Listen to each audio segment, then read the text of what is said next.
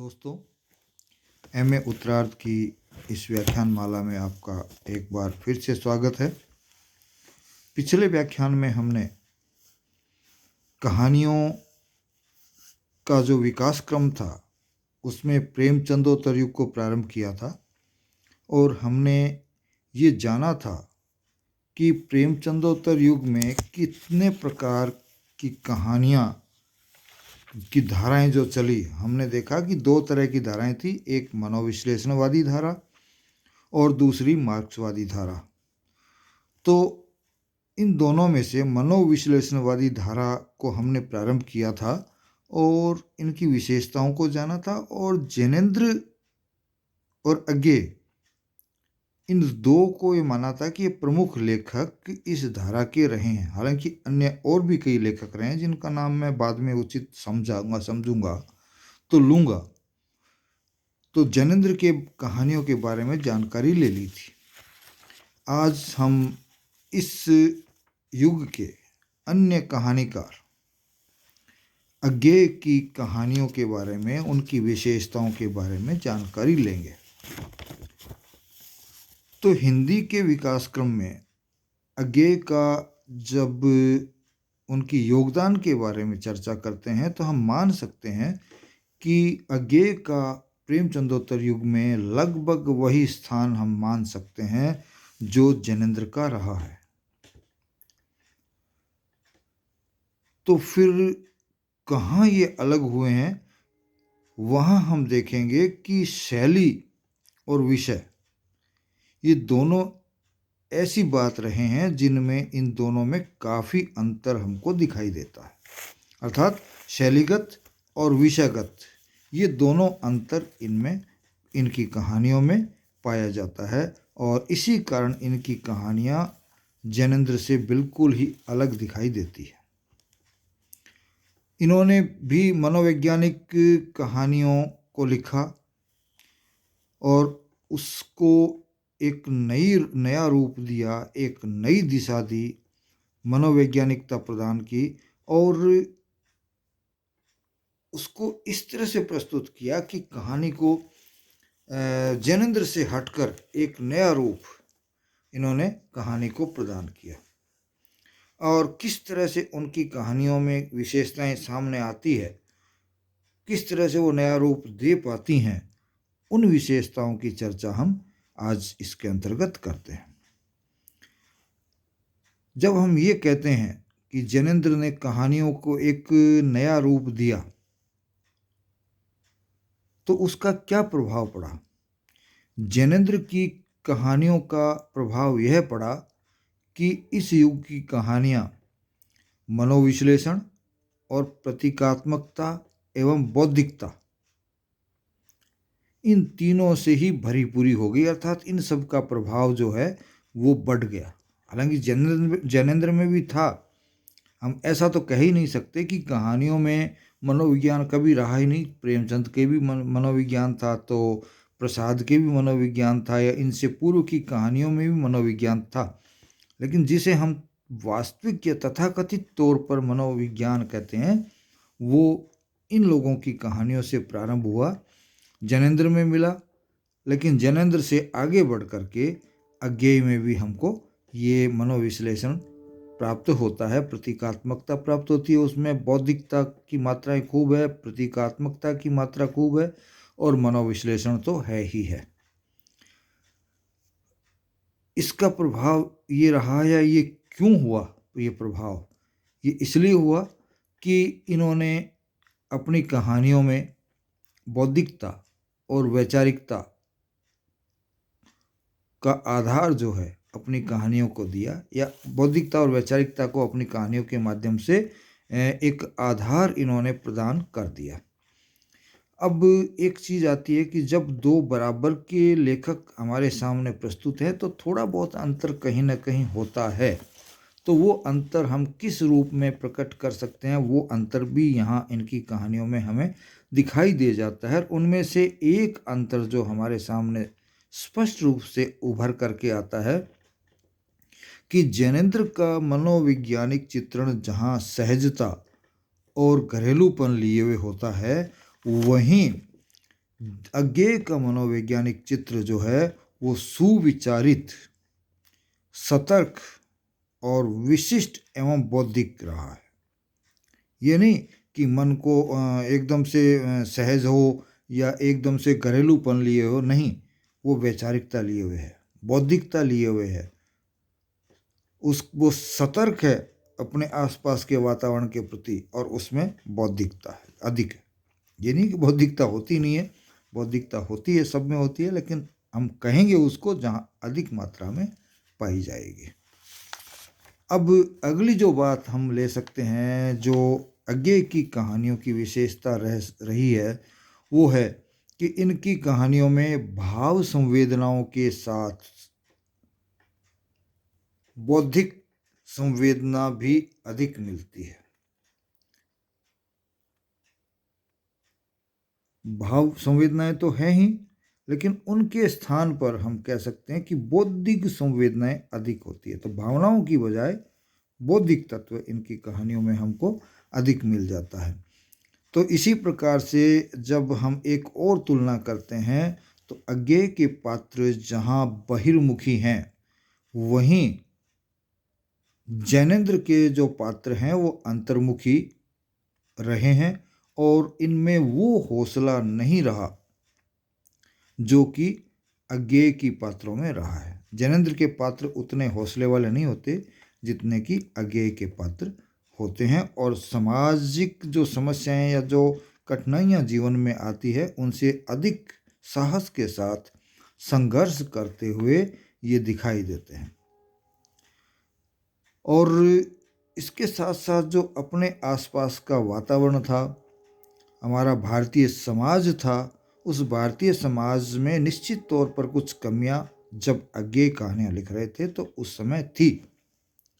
तो इन्होंने अपनी कहानियों में जो भारतीय समाज था उसकी रूढ़िवादिता या उसकी रूढ़िप्रियता हम कह सकते हैं, उसके द्वारा शोषण की प्रवृत्ति जो थी उसको कह सकते हैं। वर्तमान जो विश्व है, उन्होंने भारतीय नहीं, भारत की विश्व जो है उसमें भी जो संघर्ष व्याप्त था, उसको अपनी कहानियों में बहुत अच्छी तरह से स्थान देकर उनकी बुराइयों को हमारे सामने रखा या उनकी तरफ हमारा ध्यान आकृष्ट किया। एक और विशेषता हम इनकी कह सकते हैं कि अक्सर मनोवैज्ञानिक या मनोविश्लेषणात्मक कहानियों पर यह आरोप लगता है कि वो सामाजिकता की तरफ ध्यान नहीं देती, या वो जो कठिनाइयाँ सामने आती है उन कठिनाइयों के सामने खड़ी होती हुई दिखाई नहीं देती। लेकिन अज्ञेय की कहानियों की ये विशेषता रही है कि वो मनोवैज्ञानिक आधार लेते हुए भी सामाजिक संघर्ष और विद्रोह के तीखेपन को अपने भीतर समाये हुए रहती है। ये नहीं है कि मनोविश्लेषणात्मक है या मनोवैज्ञानिक है तो सिर्फ अपने तक सीमित रहे, नहीं, समाज में क्या हो रहा है, व्यक्ति विशेष के खिलाफ या समाज के विशेष तबके के खिलाफ किस तरह से अन्याय हो रहा है, उसकी खिलाफत भी इनकी कहानियों में हमको प्राप्त हो जाती है। और इसके अलावा इनकी कहानियों में जो व्यक्ति मन की जो ग्रंथियां होती है, मन के भीतर जो ग्रंथियां होती है, उनसे प्राप्त जो प्रेरणा है और उनके भीतर जो अंतर्द्वंद्व है, उनका जो सूक्ष्म विश्लेषण है वो भी मिलता है। मनोवैज्ञानिक विश्लेषण की बात तो हमें कर ही रहे हैं, तो मनोवैज्ञानिक विश्लेषण की जब बात करते हैं तो मन के भीतर जो ग्रंथियां बनती है अपने सामने आई परिस्थितियों के कारण, उनके कारण जो मन में द्वंद्व पैदा होता है, उनका बड़ा ही सूक्ष्म विश्लेषण आपकी कहानियों में हमको मिल जाता है। इसके अलावा अज्ञेय की कहानियों की एक और विशेषता जो इन्हें अन्य कहानीकारों से अलग करती है, वो है इनकी कहानियों में उनका स्वयं का अहम, अर्थात मैं हूँ और मैं महत्वपूर्ण भी हूँ, ये बात हमको स्पष्ट रूप से दिखाई दे जाती है।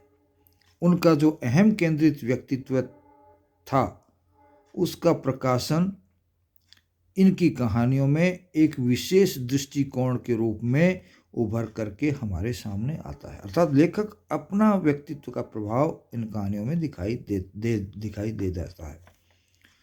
और उसकी खास बात ये रही थी कि ये जो अहम का भाव है वो पूरी कहानी पे जो भाव और विचार आते हैं, उभरते हैं या तिरोहित होते हैं, वो पूरी तरह से अज्ञेय के नियंत्रण में दिखाई देते हैं।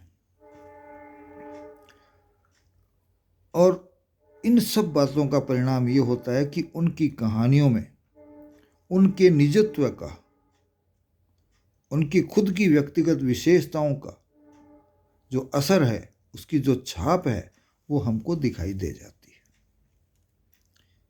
जैसे देव और सेव एक कहानी थी, इसके अलावा कड़ियों नामक एक कहानी थी। उसमें दमित वासना और जो मनोवैज्ञानिक प्रवृत्तियां हैं उनका सुंदर विश्लेषण हमको मिलता है। दमित वासनाओं का विश्लेषण और जो प्रवृत्तियां होती है इस तरह की, उनका विश्लेषण भी इनकी कहानियों में हमको दिखाई दे जाता है। इन सब के अलावा अज्ञेय ने वातावरण प्रधान कहानियां जो है उनको भी अपने लेखन, कहानियों के लेखन में महत्वपूर्ण स्थान दिया था। वातावरण जो प्रधान कहानियाँ होती है वो भी आपने लिखी। और इसका यदि उदाहरण आप देखें तो रोज नामक कहानी जो है वो इसका एक बहुत अच्छा उदाहरण हमको दिखाई दे जाता है। अब परिवर्तन हर समय होता है जीवन में, हर काल में होता है, तो इस काल में भी परिवर्तन आते रहे हैं। आधुनिक जीवन उस समय के अनुसार आधुनिक, आज तो हमारे लिए वो पुराना हो गया, लेकिन उस समय तो वो आधुनिक था। तो आधुनिक जीवन की जो विसंगतियां थी उनका चित्रण जब इन्होंने किया है अपनी कहानियों में, तो उसमें व्यंग्य का पैनापन भी हमको दिखाई दे जाता है। इन्होंने विसंगतियों का चित्रण किया है, लेकिन चित्रण सामान्य रूप से न करके खाली इन्होंने व्यंग्य, तीखे व्यंग्य के साथ उन विसंगतियों पर प्रहार भी किया है। इन सब के अलावा एक दो बातें और जो इनकी कहानियों की विशेषताओं के रूप में हम ले सकते हैं वो ये है कि प्रकृति जो है उसके ये प्रेमी थे। तो इनकी जो कहानियां हैं उनमें प्रकृति के प्रति आत्मीयता का भाव खूब मिलता है। और प्रकृति की जो उपेक्षा आधुनिक युग में बढ़ती गई है, आज और भी अधिक बढ़ गई है, उस समय ही बढ़ रही थी, उसका दर्द इनकी कहानियों में हमको मिल जाता है। इसके साथ साथ इन्हीं कहानियों में जो प्रकृति के लिए या इस तरह से लिखी गई थी, उसमें जो तात्कालिक सभ्यता है उसकी विषमता और प्रकृति के प्रति जो क्रूरता का भाव था उसका सघन चित्रण हमको इन कहानियों में मिल जाता है। देखिए, प्रकृति प्रेमी है तो उसके प्रति आत्मीयता का भाव भी है, उसकी उपेक्षा जब कर रहे हैं समाज तो उसके लिए दर्द भी है। तो उसके साथ साथ इनकी कहानियों में इस समय की जो सभ्यता जो प्रकृति से दूर जा रही है उसमें जो विषमता है, उस विषमता और प्रकृति के प्रति इस लगाव नहीं होने के कारण लोगों में, इनमें तो है लेकिन लोगों में तो उनकी जो क्रूरता है उसका सघन चित्रण आपने इस दर्द के कारण अपनी कहानियों में किया है।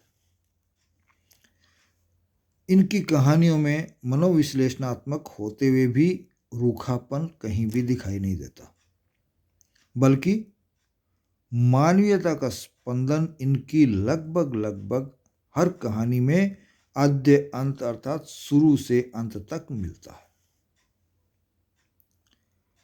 जहाँ तक भाषा का सवाल है, मानवीयता का स्पंदन इनकी भाषा में हम कह सकते हैं कि मानवीयता का स्पंदन तो था ही इनकी कहानियों में जब भाषा की बात आती है तो इसमें त्रास की वृत्ति जो है, भाषा को सुधारने की जो प्रवृत्ति है वो मिलती है। और शब्दों के प्रयोग में भी आप काफ़ी सतर्क रहे हैं, अर्थात शब्दों के प्रयोग में भी सतर्कता है। और उसके साथ साथ ये चूंकि अभिजात्य वर्ग से आए हुए लेखक थे तो इनके शब्दों में भी एक खास प्रकार की ताजगी हमको मिलती है, जो कि हिंदी के गद्य को एक नवीन संस्कार देती हुई नजर आती है। अब जहाँ तक सवाल आता है कि क्या इस युग में यही दो लेखक कहानीकार हुए हैं, तो हम कह सकते हैं कि इनकी परंपरा में और भी कई कहानीकार हुए हैं। उनमें से मैं कह सकता हूँ कि भगवती प्रसाद वाजपेयी, इलाचंद्र जोशी आदि जो हैं वो भी इनके बराबर के साहित्यकार रहे हैं। हम ये नहीं कह सकते कि इन दो साहित्यकारों पर ये पूरा काल चला होगा। अन्य और भी बहुत से नाम हैं, लेकिन उनकी आवश्यकता व्याख्यान में बताने की ज़रूरत है। जब आप पढ़ें तो उस समय ज़रूर देखिएगा। इस युग की प्रमुख कहानियों का जहाँ तक सवाल है, उनमें कोठारी की बात, छोड़ा हुआ रास्ता, पगोड़ा वृक्ष, पुरुष का भाग्य, विपथगा, शरणार्थी, परंपरा, अमरवल्लरी इत्यादि जो है इनकी प्रमुख प्रमुख कहानियाँ रही है। तो इस तरह से हम देखते हैं कि इन्होंने खूब कहानियाँ भी लिखी और उन कहानियों को अपने समकालीन लेखकों से तो अलग था ही था इनका स्वरूप, और इनको एक नया पथ दिखाने का काम भी आपने किया, जिस पर कि आगे आने वाले कहानीकार जो है एक नया रास्ता तलाशने में सफल हुए और अपने पूर्व के कहानीकारों से भी हटकर के समाज के उन मुद्दों को एक नए तरीके से सामने लाने का प्रयास किया, जो कि पूर्व में या तो छुए नहीं गए थे या उतने प्रभावशाली ढंग से नहीं छुए गए थे। तो इसी के साथ हम आज उस धारा के बारे में जानकारी को यहीं विराम देते हैं जिसे हम मनोविश्लेषणवादी धारा की कहानियाँ कहते हैं। अगली बार हम मार्क्सवादी धारा की कहानियों के बारे में, उसके लेखकों के बारे में जानकारी लेंगे। जय हिंद, जय भारत।